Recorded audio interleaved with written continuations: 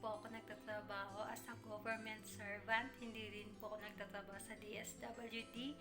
Ang lahat po na sinishare ko po sa inyo ay based sa aking experience. Kasi iilan lang po sa ating mga PWD ang nakakalam nito.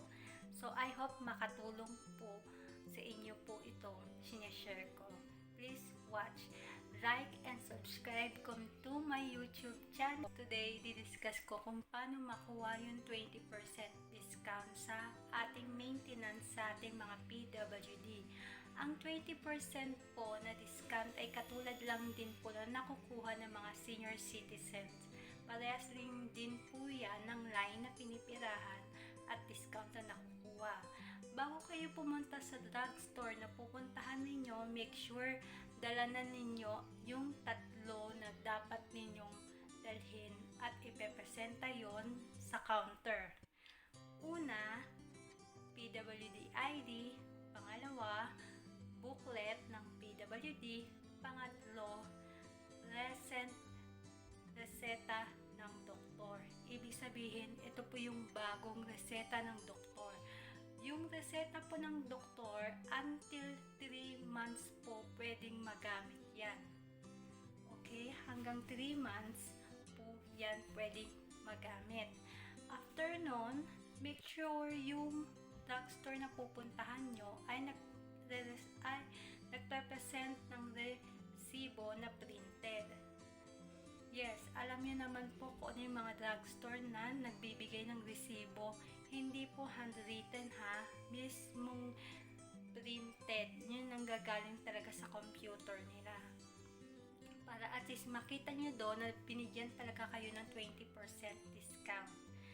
Kasi yun po talaga ang para sa atin. Katulad din po ng sinabi ko kanina, katulad din ng sa senior.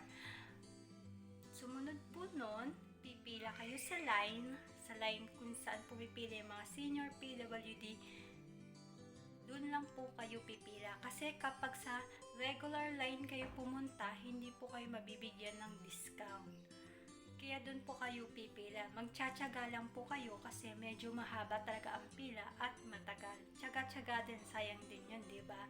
After nun, kapag nasa counter na kayo at natawag ng inyong numero o kaya letter, pag natawag na po yun, pupunta na po kayo sa counter, ipepresent nyo po yung ID, PWD ID, booklet, PWD booklet, at saka yung bagong reseta po ng doktor.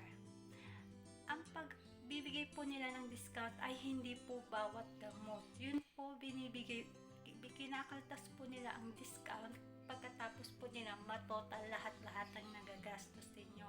Malaking tulong na rin po to sa ating mga PWD.